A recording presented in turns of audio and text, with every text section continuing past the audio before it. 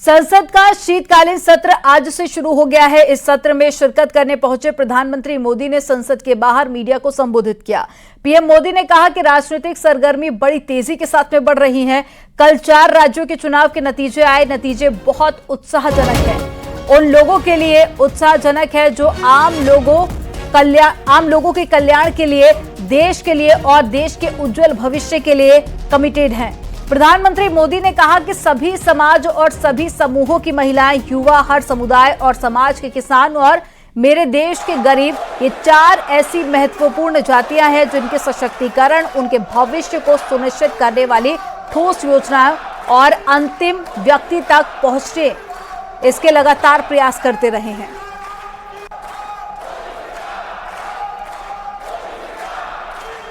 और चलिए अब आपको दिखाते हैं किस तरह से प्रधानमंत्री मोदी का संसद में स्वागत किया गया।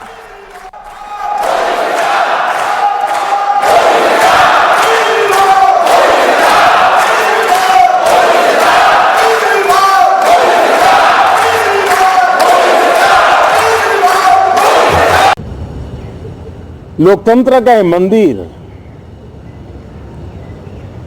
जन आकांक्षाओं के लिए विकसित भारत की नींव को अधिक मजबूत बनाने के लिए बहुत महत्वपूर्ण मंच है। मैं सभी माननीय सांसदों से आग्रह कर रहा हूं कि वो ज्यादा से ज्यादा तैयारी करके आए। सदन में जो भी बिल रखे जाए उस पर गहन चर्चा हो, उत्तम से उत्तम सुझाव आए और उन सुझावों के द्वारा, क्योंकि जब एक सांसद सुझाव देता है तो जमीनी अनुभव का उसमें बहुत ही उत्तम तत्व होता है।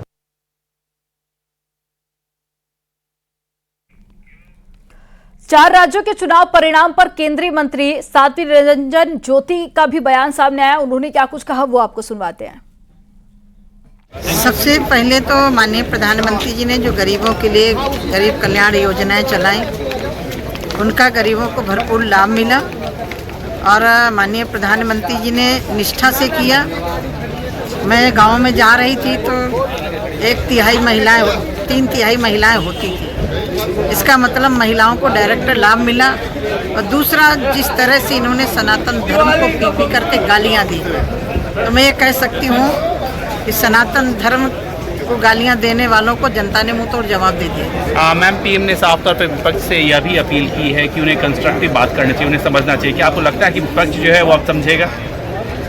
मोदी जी को जितना गाली दे सकते हैं, लेकर के सोनिया गांधी से राहुल गांधी और प्रियंका गांधी तक जितना गाली दे सकते हैं दिया है। गालियों का जवाब जनता ने दिया। 3 राज्यों में बीजेपी की जीत पर एमएलए पंकज सिंह का भी बयान सामने आया। उन्होंने कहा कि पीएम मोदी की गारंटी वाली सरकार की जीत हुई है। पंकज सिंह ने इसे बीजेपी की बहुत बड़ी जीत बताया।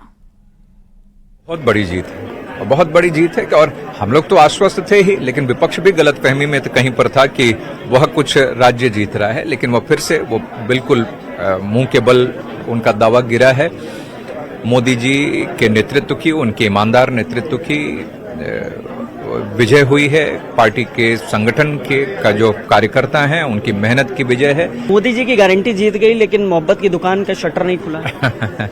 देखिए, अगर लगातार जो लोग नफरत फैलाने का काम करते हो, जो आतंकवादियों के मारे जाने पर जिनकी आंखों से आंसू और रोना आता हो, ऐसे लोग इस देश के लोगों का भरोसा कैसे जीत सकते हैं? ये देश के अपनी राष्ट्रवादी विचारधारा लेकर और भारत माता के मस्तक को ऊंचा करने का संकल्प लेकर चलने वाला व्यक्ति श्री नरेंद्र मोदी, वही इस देश को आगे ले जा सकते हैं और यह भरोसा जनता को है। एसपी सांसद एसटी हसन का भी बीजेपी की जीत पर बयान सामने आया। उन्होंने कांग्रेस पर निशाना साधा। ये जरूर है कि हम समझते हैं कि हमारे कमलनाथ जी का और कांग्रेस पार्टी का अति आत्मविश्वास और एरोगेंस, अहंकार ने वहाँ पे नुकसान पहुँचाया। न विपक्ष ने कभी गुस्से से काम करा। विपक्ष ने हमेशा प्रजातंत्र के लिए, देश के संविधान के लिए काम करा है।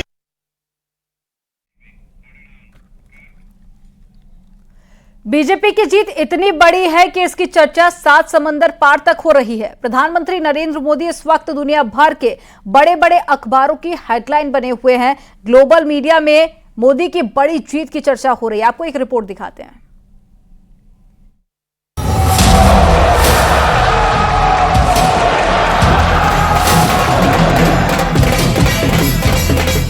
ये मोदी की गारंटी है।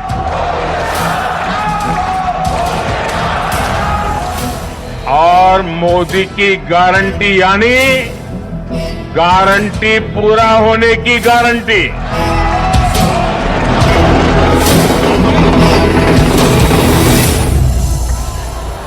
अल जजीरा की हेडलाइन में मोदी, ब्लूमबर्ग की हेडलाइन में मोदी, बीबीसी की हेडलाइन में मोदी, फाइनेंशियल टाइम्स की हेडलाइन में भी मोदी। देश ही नहीं, इस वक्त दुनिया के हर कोने में प्रधानमंत्री नरेंद्र मोदी के नाम की चर्चा हो रही है। दुनिया के हर अखबार की हेडलाइन मोदी से शुरू हो रही है। 2024 लोकसभा चुनाव से पहले 2023 में मिले सबसे बड़े जनादेश की चर्चा हो रही है।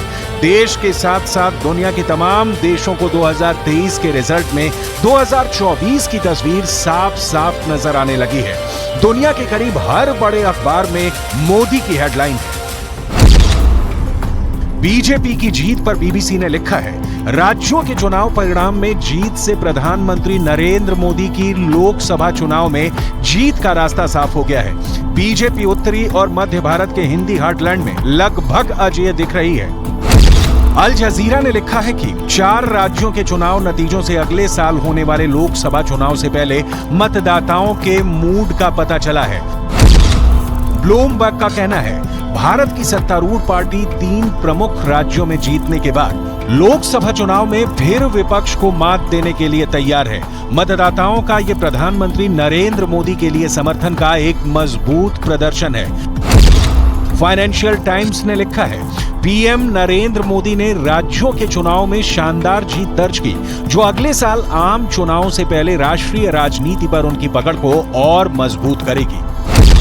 नेपाल के प्रमुख दैनिक अखबार कांतिपुर ने भी लिखा है, राज्यों के परिणाम बता रहे हैं कि कांग्रेस नेता राहुल गांधी की भारत जोड़ो यात्रा का राज्यों में असर नहीं दिखा। बीजेपी की जीत बता रही है कि पार्टी और मजबूत हुई है।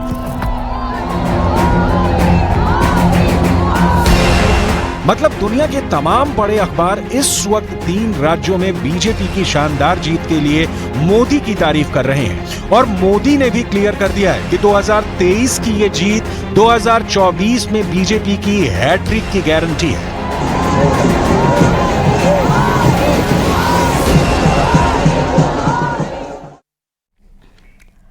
जिसे बीजेपी की बहुत बड़ी जीत कहा जा रहा है, उसके पीछे वो मुद्दा भी है जिसकी वजह से प्रधानमंत्री मोदी ने एक नहीं बल्कि तीनों राज्यों में कांग्रेस को बुरी तरह से घेर लिया। कांग्रेस समझ ही नहीं पाई कि कब उसका खेल खत्म हो गया। यह मुद्दा क्या था? सनातन का। और इसे लेकर बीजेपी ऐसी हमलावर हुई कि कांग्रेस को अपनी हार की कानो कान खबर तक नहीं हुई है। एक रिपोर्ट आपको दिखाते हैं।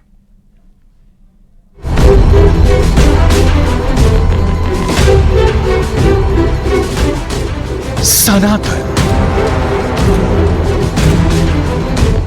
यानी शाश्वत, प्राचीन, स्थिर, अटल, अनंत, अनश्वर, चिरंतन, निरंतर, निश्चल, जिसका अस्तित्व सदा सर्वदा विद्यमान रहे, जिसका कभी अभाव ना हो, यही है सनातन।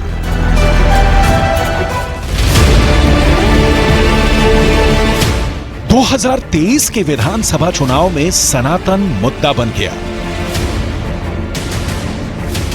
नरेंद्र मोदी ने सनातन पर कांग्रेस को ऐसा घेरा कि 3 राज्यों में कांग्रेस के हर मुद्दे की हवा निकल गई।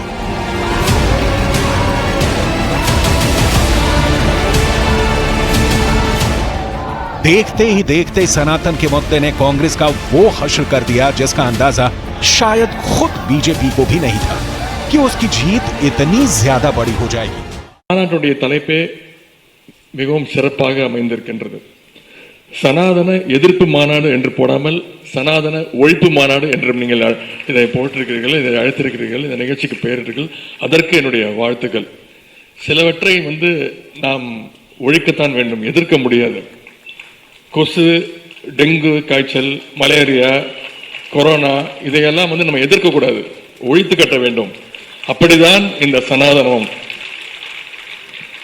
சனாதனம் என்பதை எதிர்ப்பதை விட ஒழிப்பதே நாம் செய்ய வேண்டிய முதல் காரியமாகும்.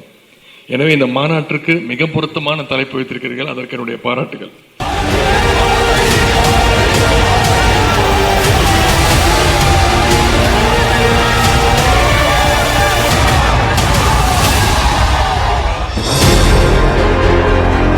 एक सितंबर को तमिलनाडु के मुख्यमंत्री एमके स्टालिन के बेटे और राज्य सरकार में मंत्री उदयनिधि स्टालिन ने सनातन धर्म पर ऐसी बात कह दी कि इस विवाद की आंच उत्तर भारत तक पहुंच गई और देखते ही देखते 3 महीने के अंदर ऐसा बवंडर चला कि 3 राज्यों में कांग्रेस मुंह दिखाने लायक नहीं रही।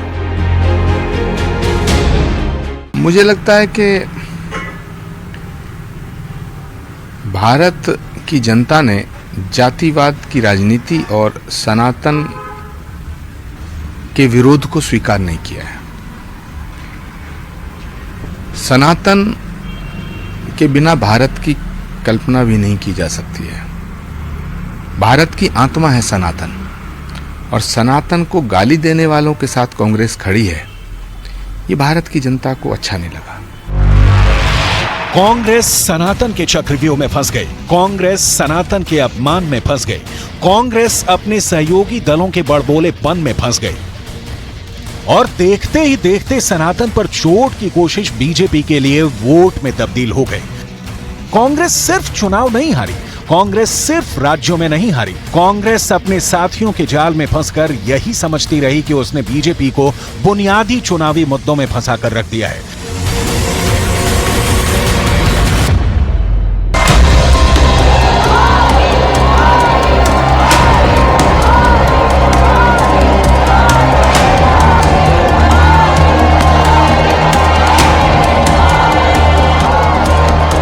लेकिन सनातन पर बीजेपी का प्रचार बहुत कटीले तारों की तरह कांग्रेस को चारों तरफ से जकड़ता रहा। प्रधानमंत्री नरेंद्र मोदी ने मध्य प्रदेश से लेकर छत्तीसगढ़ और राजस्थान तक पब्लिक को समझा दिया कि सनातन इस तरह बड़ा चुनावी मुद्दा बन गया।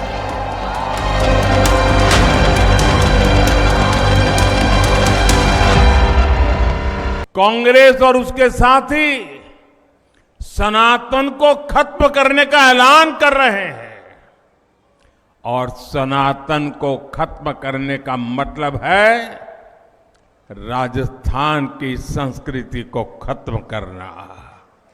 क्या ये करने देंगे आप? ये करने देंगे? ये कांग्रेस के कारनामे चलने देंगे? एक घमंडिया गठबंधन के करतूत मान्य करेंगे?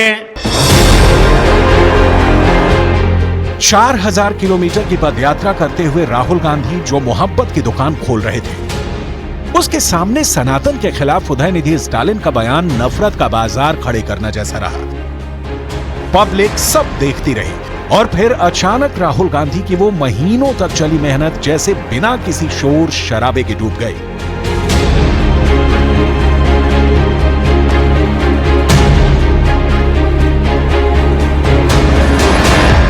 देश की जनता का दिल जीतने के लिए राष्ट्र सेवा का जज्बा होना चाहिए, और घमंडिया गठबंधन में रत्ती भर भी वो नजर नहीं आता है। गाली गलौज, निराशा, नेगेटिविटी, ये घमंडिया गठबंधन को मीडिया की हेडलाइन जरूर दे सकती है, लेकिन जनता के दिल में स्थान नहीं दिला सकती।